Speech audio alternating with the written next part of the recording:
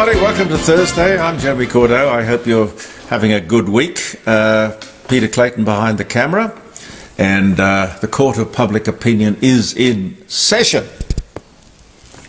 My gavel is too far away to reach it, and whack! Never mind. While the fly is not here, ladies and gentlemen, we'd better get on with it. Thank you very much for all the bits and pieces you send me. Have we got something else to put in today?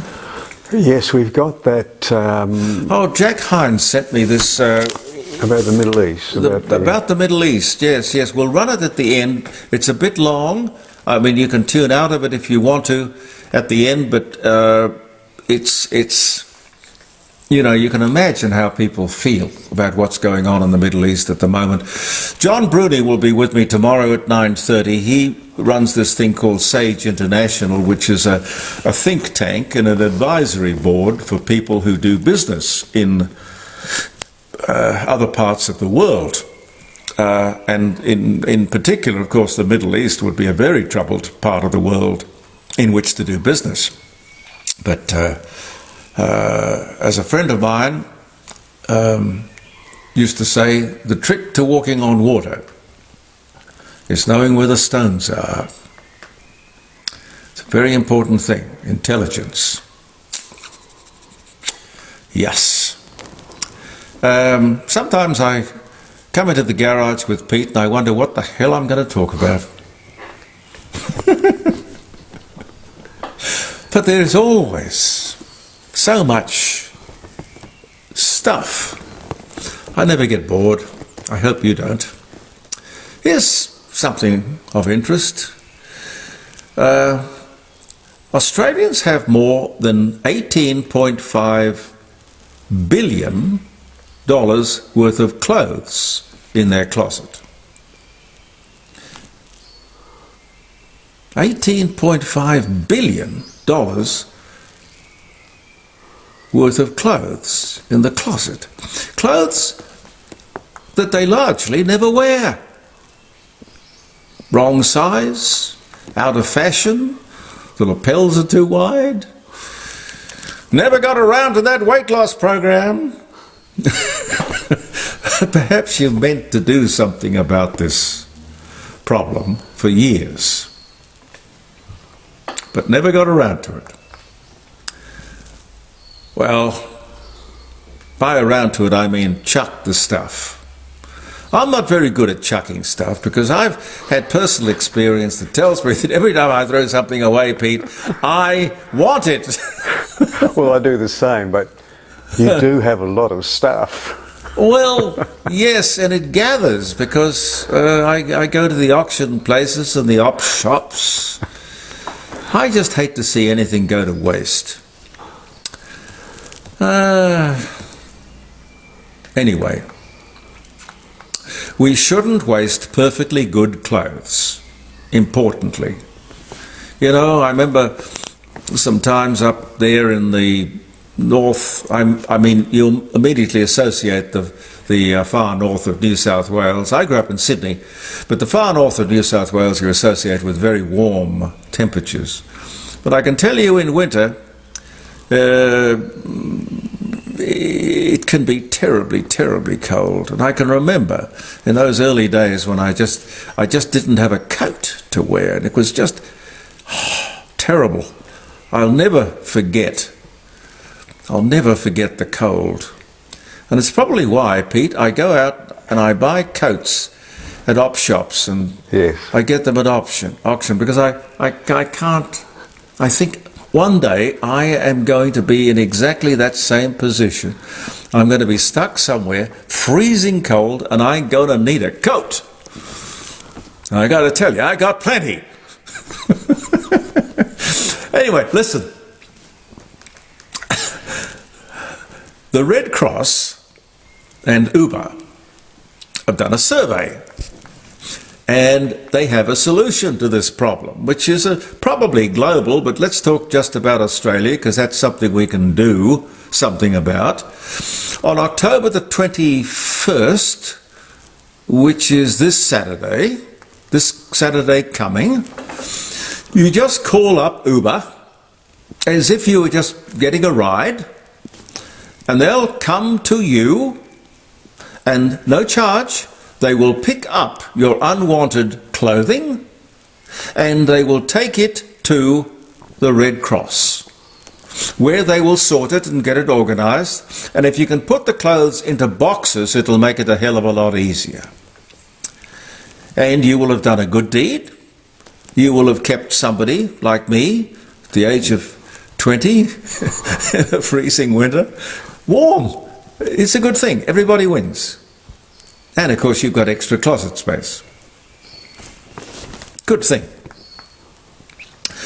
The left wing of Labour, their sort of manic determination to have a state-based voice, can't do it federally. I never thought for a minute that they'd go away. No. It's no coincidence that the state-based voice in Western Australia was shelved during the campaign, and the state-based voice in South Australia was shelved during the debate. No coincidence. They said, oh, it will confuse people. We showed them last weekend that we weren't confused, we were smart. And we weren't stupid. But definitely those two state-based voices are going to be a problem. Looks to me like Peter Malinauskas is intent on resurrecting the model that he got through Parliament with the help of a limp-wristed, ineffective Liberal Party. Unbelievable. Hey, fellas, don't you get it? I'm talking to the Labor Party. Don't you get it? We the people. And that includes our black brothers and sisters, our Aboriginals in this country, and your own supporters, even in the safest of Labor seats. Linda Burney didn't carry the yes vote. Richard Marles, Deputy Prime Minister, didn't carry the yes vote. Don't you get it? We, the people, don't want this, black or white. We don't want division. We don't want to be judged by the colour of our skin. Stop being racist. Speaking of state politics, it's going to happen, but I don't know when. The Liberal Party have to find a leader. They have to find a leader. Now, the present leader, I can't even think of his name. I think it's David Spears, but I get that mixed up with the name of the guy who works for the ABC. He's a Scotsman. Nothing wrong with that. He has when I say he's a Scotsman, he's obviously an Australian, but he has a very Scottish accent. Nothing wrong with that either. But I'm sorry, he's not electable. I hate being negative. It's not in my nature, really. I'd like to be supportive. That's in my nature. But if the Liberal Party in South Australia wants to be relevant and perhaps even, dare I say it, wants to be elected, you're going to have to get rid of the wets and the Labor light. And these people who are, I don't know what they're doing, sitting on a fence, maybe. Be the Conservative Party that you should be. Really as simple as that. Be a Liberal Party. Go back and read the stuff that Menzies wrote about the Liberal ideal or ambition that he had. Before he started the party, read his books, it'll tell you. And please, no more hand-wringing and oh my God, and how about some dynamism? good common sense policies, well delivered, well enunciated. I want to understand what the hell you're saying. And I know, I sit here, and it's easy to be a critic. Of course it is. But I'm sorry, if I was there where that guy, leader of the party, Liberal Party in South Australia is today, I would expect criticism. I'd take notice of it. Or if I were the people running the party, I'd take notice of it. The Telecommunications Ombudsman reports an amazing jump in complaints from the public. 66,000, I believe, complaints. Now, Telstra is way out in front, but complaints about Optus have spiked 30% in the last year. That's a hell of a lot. This could be the breach in security that occurred last year when they lost the personal data of thousands of customers. I don't know. Perhaps you do. You might like to talk to me tomorrow at the dining room table after 9 o'clock. What else can we talk about? Yes, this is interesting. Only 1.1% of properties, 1.1% of properties in Australia are available for rent. This is the worst availability in our history. Rents are almost predictably up 30% in the last 3 years. House prices have risen for the 8th month in a row. Prices up in all the mainland capitals, particularly Adelaide.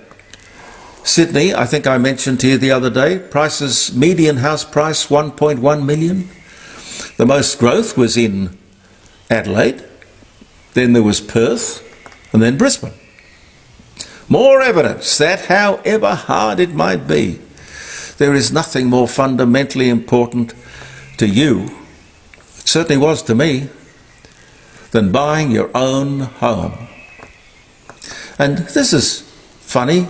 Well, I suppose it's not. I guess it's predictable. Kids are going home. Kids are going home to live with mum and dad, sometimes in their middle age. I see mum and dad thinking, hey, listen, I remember the time when we used to wrap their lunch in a road map. And eventually they took the hint and moved out. And now they're coming home. Maybe we can change the locks. There's a boom in building granny flats and demountables. Now, as I was growing up, a familiar sight was what we used to call a temporary dwelling. Now, these were the hard times, I must admit to you. They were hard in the sense that nobody went without, but it was a struggle. The temporary dwelling was a familiar sight, commonplace. People would buy a block of land and they would virtually build, sometimes themselves, hand-built, a shack. Many people looking at this maybe would remember, probably most wouldn't. It was sensibly allowed by the councils and whatnot. It was okay, no problem. Maybe they looked the other way, I don't know. The family would live in the shack as they saved up to build. And at the same time, they were probably paying off the land. Bloody tough. Bloody tough. Mum and dad both going to work, live on one salary, bank the other, no free childcare. Thank God for neighbours and relatives. Salt of the earth, ladies and gentlemen. The backbone of this country, which has delivered us to this prosperous moment in our history. And probably nobody can remember. Yeah. It's important to remember the tough times. It is. Yeah, we'll throw to that bit that Jack sent me in a sec, which is about the Middle East. But I wish you a happy birthday. It's the 19th of October. It's almost the end of the year, Pete. Yes, it's getting there. Yeah. October 19. The first aeroplane passenger race around the world was completed at Lakehurst, New Jersey on this day in 1936. I can't tell you what they were flying. Pat Hudson started her Sunday night radio program on 5DN between 8 o'clock and midnight. I remember Pat Hudson. Yeah, 1975 that was. I joined that radio station 1 year later, 76. Napoleon Bonaparte began his retreat from Moscow in 1812, as in the 1812 overture, I suppose. What was that song that, was it Glenn Campbell did? I don't know what one you think. Bonaparte's Retreat. Then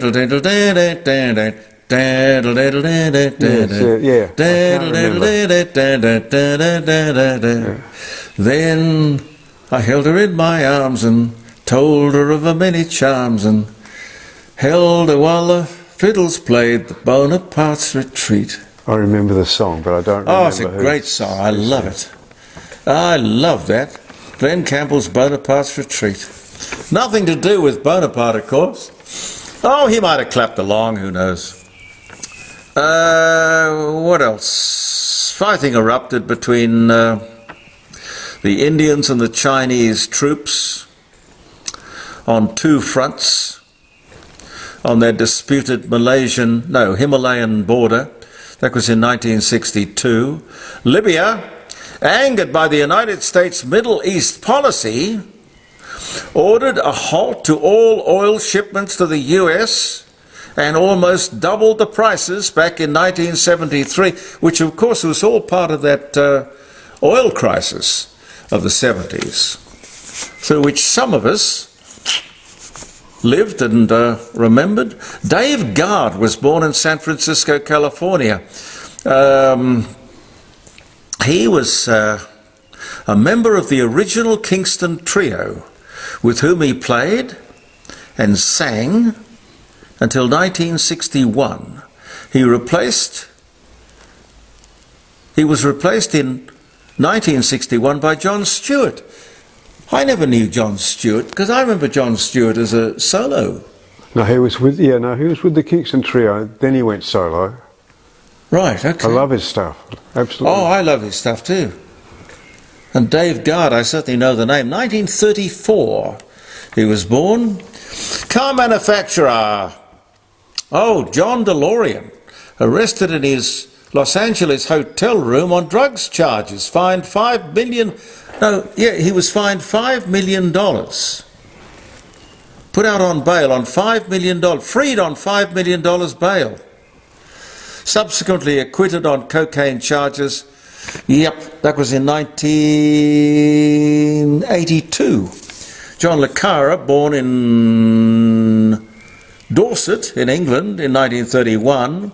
Alberto Pirelli died, tyre manufacturer, 1971. The Beatles recorded I Want to Hold Your Hand in 1963 at Radio Studios London. Genie C Riley was born in Texas in 1945. What was her hit, Pete? Oh, again, I remember Genie C her. Riley. Genie C Riley. I can't It's remember. almost on the tip of my tongue, but I Yeah. can't think of it either. Yeah. Oh, she had a couple of hits. Yeah. Genie C Riley. Was it that one about the going to the school and she had a mini dress on, and you know the one? No, I don't. Genie C Riley. And they picked on her. They called her a bad woman because she came into the school and she had a mini dress on, and the teachers picked on her because she was That's not, Harper Valley PTA? yeah, that's it. Yeah, yeah. Harper Valley PTA, ladies and gentlemen, Harper Valley PTA. Look, they're slow coming. But when we get there, they're right. Well, we're getting on a bit. And, Oh, memories- God. No, speak for yourself. Amy Carter was born, daughter of former US President Jimmy and Rosalynn, 1967. And it's the feast day of St. Peter, patron saint of night watchmen. So there you go, for all the night watchmen. And George Pullman died in Chicago, Illinois, US manufacturer of railway sleeping and dining cars that to this day bear his name, the Pullman. And that was, these dates of mine are getting older than me, 1897. Golly. Thank you very much for viewing the Court of Public Opinion, ladies and gentlemen. Stay around and view this, sent to me by my dear friend Jack from Melbourne, who feels dearly for those people in the Middle East, the Israeli people. Watch as much of it as you like. How long does it go for? I think it's about 26 minutes. Oh, well, stay with it or tune out, depending on how you feel or what your honestly, time Jeremy, constraints are. those people who've lost their lives deserve... It deserves to be seen. As many people as possible should see it and remember it. We'll see you tomorrow at the dining room table. Live streaming, 9 o'clock till 12. Guests, your phone calls, entertainment, music, you name it. The Court of Public Opinion. Live streaming on jeremycordo.com. We'll see you. Have a lovely weekend. Well, I'll wish you that tomorrow. And we'll see you on Monday with our regular show. Believe in yourself, and goodbye for now.